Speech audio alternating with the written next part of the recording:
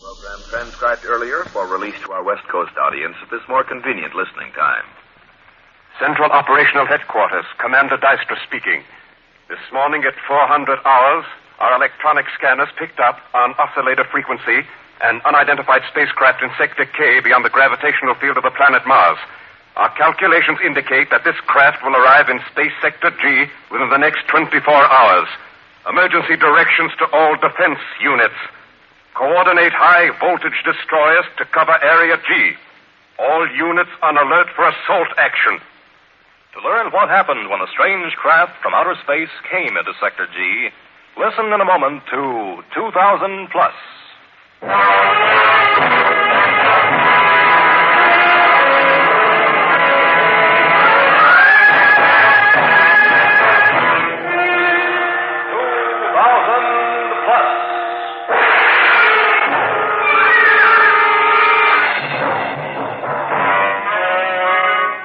Adventures in the world of tomorrow.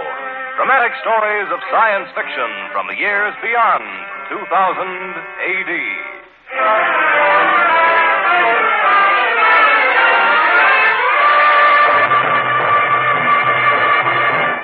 Today, the strange adventure of men who dared the unknown through interplanetary space. Worlds Apart.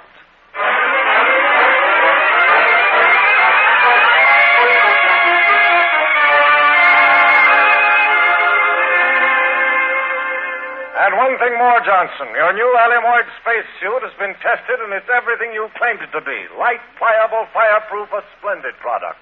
We'll want 50 of them in time for the next space flight 3 weeks from now. Can you make it? Excellent. Good luck, Johnson. Yes? Your son is here, Mr. Granger. He wants to see you. Jim here? Well, tell him I can't. Oh, all right, send him in. Yes, sir.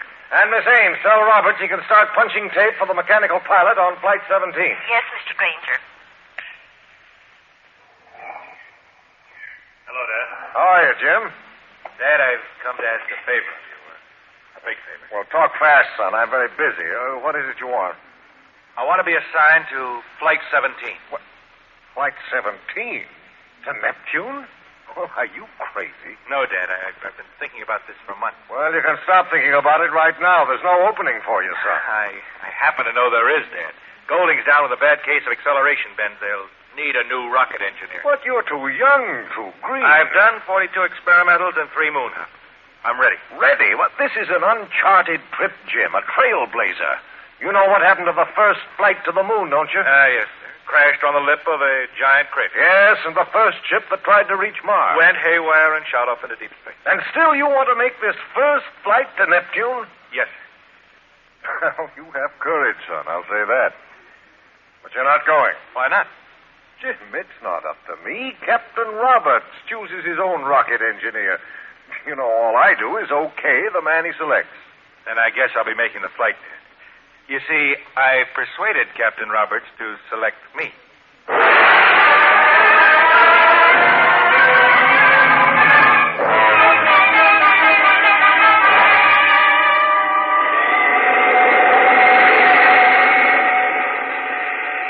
Captain Roberts on Spaceship Phoenix on flight to Neptune, calling Marshal Granger, Control Station 2. Roberts calling Granger. Are we still in contact? Roberts calling Granger. Do you read us? Granger, Control Station 2. We read you, Roberts. We're still in contact. Go ahead, Roberts. Ready to report, sir. Proceed. At the end of 120 hours of flight, conditions are entirely normal. Crew and passengers have passed safely through 5 accelerations. We are cruising now at a speed of 12 galactic miles per second. Excellent, Roberts. Continue. Astrogation reading. Take it, Sandy. Astrogator Lawson reporting. Our position in space-time units, 17 hours, 4 minutes to the Mars-Jupiter axis, Sector G. 23 degrees off the plane of the ecliptic. Exactly on course, Lawson. Well done. Rocket control. Take it, Jim. Rocket engineer Granger reporting. Average rocket discharge rate, 12.7. Propulsion level, 19%. Available supply, 300 hours with B2 safety factor. Good work, son. Congratulations, all of you. Keep it up. Thank you, sir. Signing off. Hi. Everything okay back in the lounge, Jim? All quiet a few minutes ago when I passed through. How about that chess game? Those two physicists still at it? They're in no hurry. 50,000 miles to a move. Real thriller. And the music lovers? Wearing a groove in Beethoven's fifth. You know, I don't see how anybody... Yes. Watch your controls, pal. We've been swinging off course. Off course? Well, you're nuts, lad. I haven't taken my eye off the chart for a second. We've been right on the line. I'm telling you, we're off course, Dick. 6 points. Better bring her back. You sure, Sandy? Am I sure? Oh, sorry, Sandy. Stupid question. Stand by for directional correction. Standing by. Lateral deviation, 6.2. Speed 12. Magnetic index, gamma 5. Port sign auxiliary rockets, 5, 7, 13, 15. Ready to discharge. Discharge.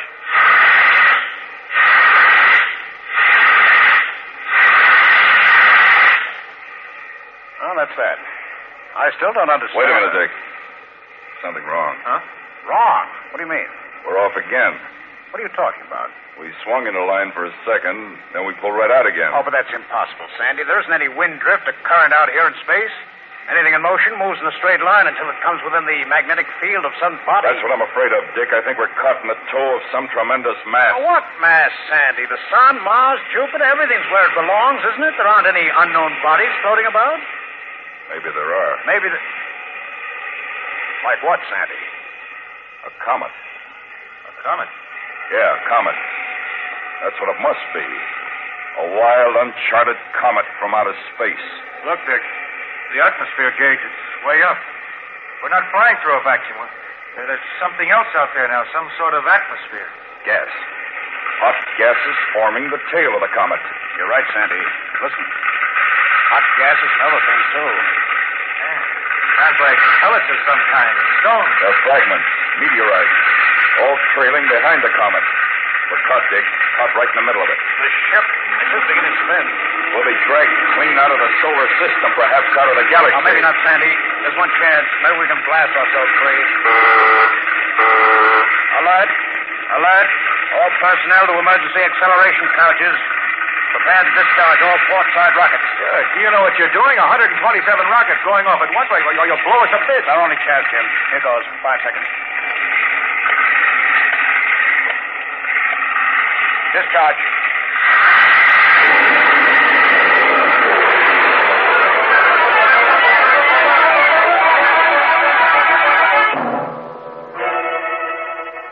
Ranger, control tower, calling Spaceship Phoenix. Ranger calling Phoenix. Come in, Phoenix.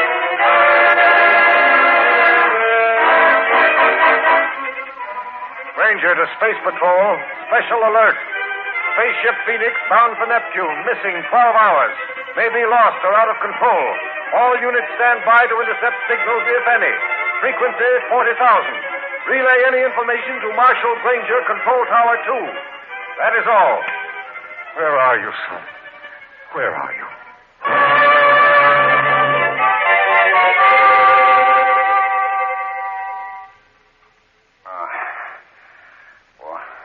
What happened?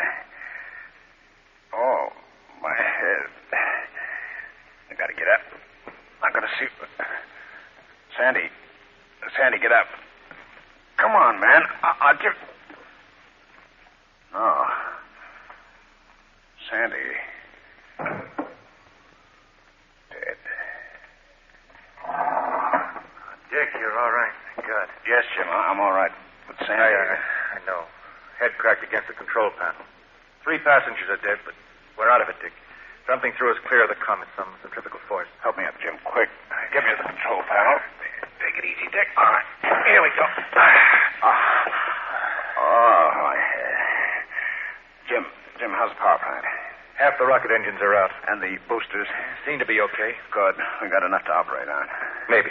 What do you mean? The nuclear overdrive is shot. Shot? Smacked by a meteorite. Jim, we got to find out where we are. We can't afford to waste a unit of power. Do you know anything about astrogation? Not a thing. Beyond the moon, I'm lost. Oh, that's great. A crippled ship lost somewhere in space and a dead astrogator to show us the way. I'll have to make a wild stab at our position. What's your guess, Dick? Well, how can I guess? We may be near Neptune or way out near some far-off galaxy. Let's take a crack at that radio relay. Maybe I've been trying all along. Can't raise a thing. Well, keep trying. It's our only chance. I'll take a look through the port, see if I can make out anything. Spaceship Phoenix calling Earth stations Mars, Jupiter, Earth. Spaceship Phoenix, are we coming through? Can't recognize a star, a planet, an astro body. Jim? Spaceship Phoenix, can you hear us? Can you hear us? How long is it since we blanked out? Can't say, Dick. All our instruments went haywire. Spaceship Phoenix, Flight 17 for Neptune in distress. Are we coming through? Answer us. We may have... Dick, listen. Spaceship Phoenix, you're coming through. We hear you. We've got him. They heard us. No, it can't be. Give me that mic. Hello? This is Space Flight 17. We're off our course and badly damaged. Our position unknown. We have located your position, Spaceship Phoenix. Stand by, please. Jim, that's Earth. We're blown or sucked the world right back toward Earth. Hello, Phoenix. Are we still coming through? Like music, sir. Very well. We're going to bring you in on a beam if you're within range. Does the signal reach you? Please acknowledge. Got you perfectly. Good. Set your degravitators and disengage all engines. We're in free flight, sir. Instruct all personnel to get into acceleration compensators. You will land at our spaceport in approximately 4 hours.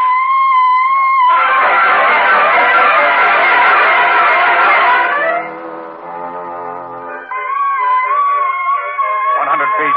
Prepare for landing. Granger to engine room. Landing jet fore and aft. Discharge. 50 feet.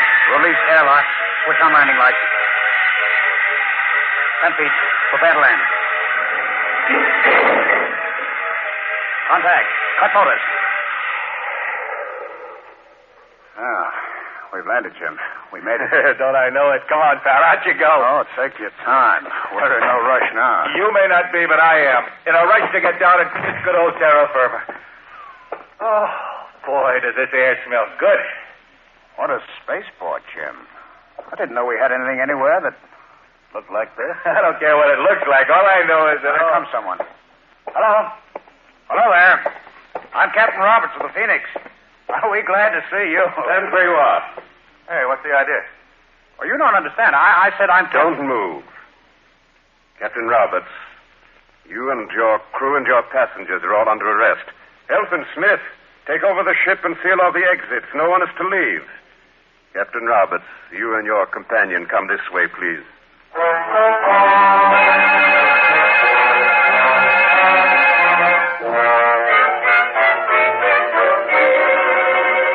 By what authority are we being held prisoners?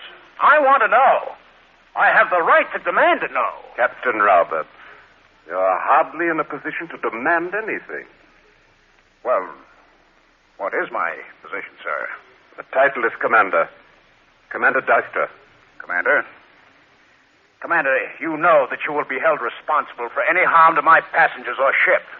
There's no cause for alarm, Captain, or threats. Simply holding you here at Green Valley for a short while till we check your credentials. You've inspected our ship. You know we carry no contraband. Since when does an American have to have his credentials checked in his own country? I've already explained to you that this entire area, all 500 square miles of it, is government property, devoted exclusively to secret research projects.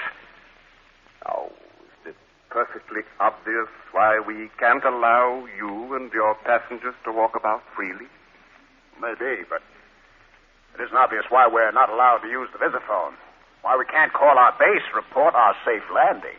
Perhaps not, Captain Roberts. But then, government regulations often are obscure. Commander Deister, we were met with guns and suspicion. Now, you say that was because secret research is going on. Yet when you contacted us above the Earth's atmosphere, you offered to bring us in here. Why did you make that offer if you didn't want us here? Would you rather be back in space, floundering about in your crippled craft? That can be arranged. You haven't answered my question. We brought you in for 2 reasons.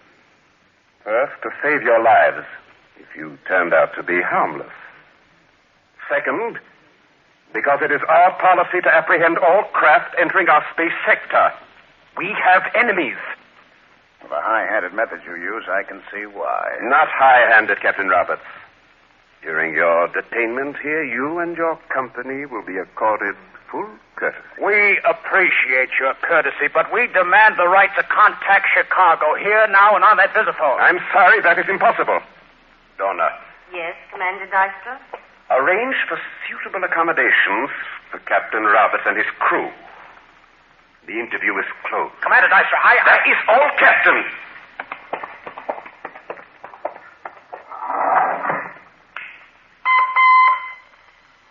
Send out a special bulletin to the Science Institute, to all chiefs of the following departments: astrogation, navigation, anthropology, astronomy. Is there anywhere in this solar system or in adjoining constellations a body known as Planet Earth or America? Is there any community, area, or experimental station known as Chicago?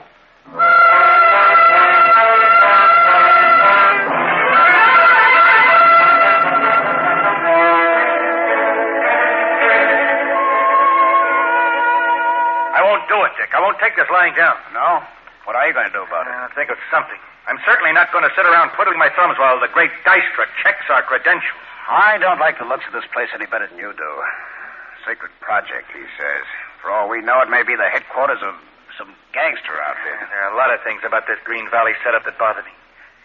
Nothing definite. I just get a feeling that everything's a little lopsided. As if I were looking at it through a Coney Island mirror. Oh, easy now, Jim. You'll be going bats if you... Dick, I've got it. Got what? That visiphone. If we can get into Dystra's office some way, we can phone home. Oh, no. You're way off, Jim. There isn't a chance in a million. Why not? This room's not locked. They finished work for the day. We saw everybody leave. All right. We'll try it. But, Jim, watch your step with you. I feel sort of responsible for you.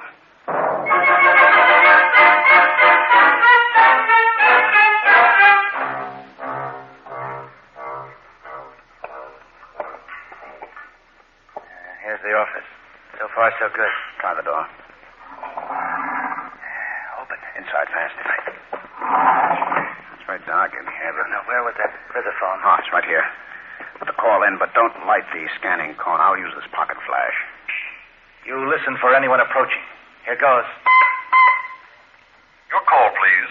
Get me Marshal Granger in Chicago. Chicago? Where is that? Chicago, Illinois, USA. Come on, operator. USA? What place is that near? Didn't you hear me? I said USA. I will check it, sir. If you... Coming, Jim. Drop it quick. We'd better get out. There's two ladies in the corridor. Stand back here in the corner. Hello? Someone is here. Please come forward. I know you are here. I can hear your heartbeats. There are two of you there in the back. Please come forward. Oh, this is very childish. Now, that is better. Now we can put on the lights. Good evening, Commander Dystra. Captain Roberts. Congratulations, sir. A very impressive trick. Hearing a heartbeat across a 40-foot room. Trick? Not at all, sir. It seems strange to you. Your hearing must be impaired. You know why we're here, I suppose. It's obvious. You are trying to use the visiphone against orders. You gentlemen have abused your privileges as guests. From now on, you will be held prisoners under lock and key.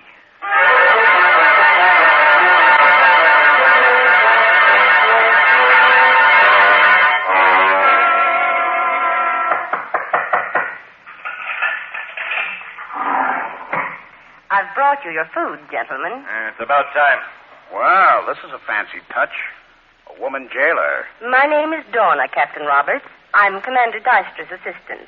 We just remembered you hadn't had any food tonight. That's very touching. Thank you very much. Now, take it easy, Jim. She's just carrying out orders. Donna, it was very kind of you to bring us this food, but there's something we need even more. Well, what is it? We need some information. We're going mad. Well, if there's anything I can tell you. Anything. You could start talking now and continue all night.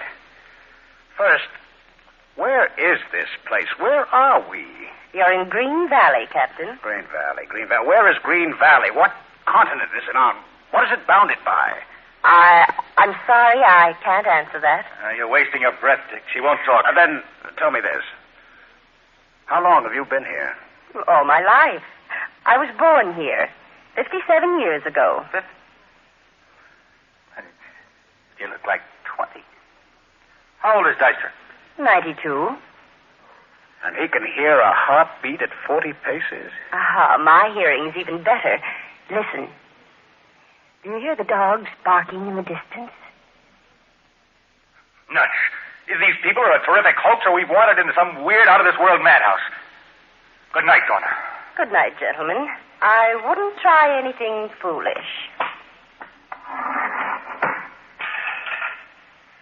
Shangri-La. Yes, that's where we must be. The place someone wrote about back in the 20th century. If you ask me, it's probably the place. Dick, listen. Huh? Granger. Roberts. The window. There's someone below. Hello there. Who is it? It's me, Reynolds. Reynolds, the chess-playing physicist. Reynolds, how'd you get out? What are you doing down there? I escaped while the others distracted the guard. I'm making a dash for it. Dash for what, Reynolds? There's a small plane at the far end of the field. I spotted it this afternoon. Will you come with me? It's pitch black out there. You'll never find it. I'll find it if I have to feel my way. You're mad, Reynolds. We've got to get away, Roberts. Don't you understand? This place, it's unnatural. I've seen things that have made my hair stand on Now, Reynolds, listen to me. Don't go now. Perhaps tomorrow everything will be all right. No, not tomorrow. Now. Are you coming, Roberts? Ranger? Very well. When I come back with help, I hope you're still alive. Now, wait, Reynolds. Come back. Gone. Oh, I hope he knows what he's doing. Dr. Reynolds, you are out of bounds. That's Deister. Come back, Dr. Reynolds. We cannot permit you to go any further. Last warning, Dr. Reynolds. Do not go near that plane. There isn't a light on anywhere. How do they know where Reynolds is? Station 7. Stop that man.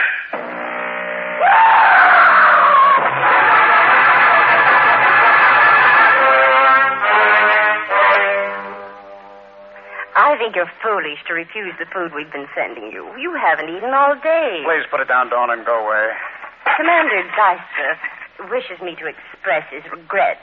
The injury to Dr. Reynolds was most unfortunate. Tell Commander Deister he'll pay for this. Tell him I said... The electronic beam merely paralyzes temporarily. It leaves no permanent mark. Dr. Reynolds will recover. How did they manage to hit him in the dark? Well, I don't understand. We see very well in the dark. Well, good night, gentlemen. Please eat your food. Commander Deister will be offended if you don't. Mustn't offend Deister, must we? Well, here goes this tray out of... Him, wait. It's foolish, really. We'll only get weak if we don't eat. Too weak to help ourselves if an opportunity comes along. Yeah, I guess you're right. Feel a little lightheaded already. Hand me that jug of milk. Here. Pour one for me, too, will you? 3 days we've been here, and he could have checked our credentials a dozen times. Yeah? Happy landing. Bottoms up. Jim, look out. Yeah, what is it, Dick? Why'd you knock the glass out of my hand? Did you see the color of that milk? Green. Green? Green milk? Poison, that's all I can think of. Of course. Please eat your food, she kept saying. Come on, let's open that window and get rid of this tray. Here goes. Compliment to Jim Granger. Well, what? When is it going to land? I didn't hear a sound. Did you see it as it went down? That heavy metal tray, that big jug, the glasses, they didn't fall, Jim. They sort of floated down. As if somebody had messed around with the force of gravity. They reduced the pull of the Earth here at Green Valley, Dick. Maybe that's one of their secret projects, an anti-gravitational force. Dick, I'm going to find out. What are you climbing over that windowsill for? And if it works for a tray full of dishes, why won't it work for me? I'm going to jump out, Dick. There's only one way to find out. Take a big jump. Just walking around doesn't give the answer. It's 3 stories. You'll land smack on those rocks below. Well, if I make it, you follow. And if I don't... Don't do it. Wait, don't jump. Hold on, Dick. I'll be seen.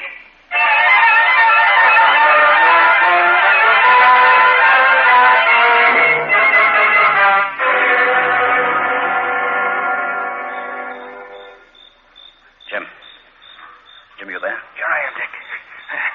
We made it, all right. I can't believe it. You hurt?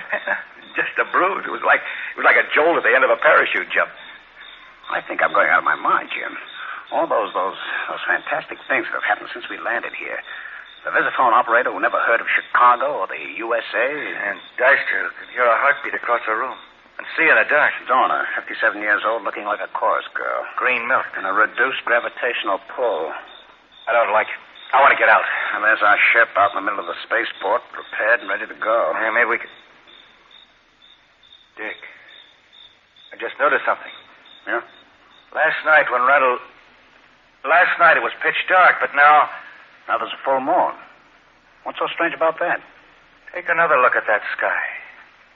There, over the rim of the horizon. Another moon. A second moon. What fools we've been. Don't you see what this means?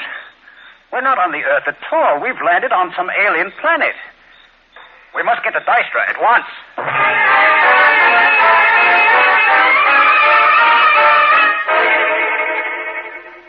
Yes, that is it. That explains the things that puzzled us. Your reference to Chicago, to the Earth. The small, strange differences between us. It's not the differences that bother me now, Dystra. It's the uncanny, incredible similarity between your planet and ours. Is it so incredible, Captain Roberts? We've shown you our astronomical charts. Our planet Vesta is exactly opposite the Earth, on the other side of the sun. Yeah, that's why we never discovered each other. We are 90 million miles distant from the sun. You are... 93 million miles. But no doubt both planets split off from the sun at the same time. Vesta is a little smaller than the Earth, and that fact, plus its nearer distance to the sun, gives us less gravity, but otherwise our development has paralleled yours completely. Even in appearance and culture and language. You've reached precisely the same stage of development we have. It simply proves, Granger, that similar conditions may produce the same results. One thing still bothers me. Yes? How do you stay so young, so vigorous? That, it is simple. We live in peace and harmony. Our only concern is interplanetary threats. That's why you were so rough on us. Precisely. Well... now that we understand each other, may I use your visiphone? You want to call Chicago? No. I want to call our crew and passengers and tell them to get ready for the journey home.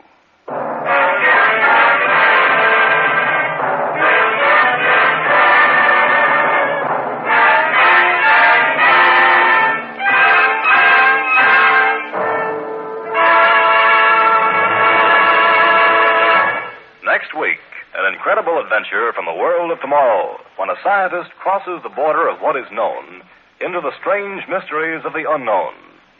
Be sure to listen.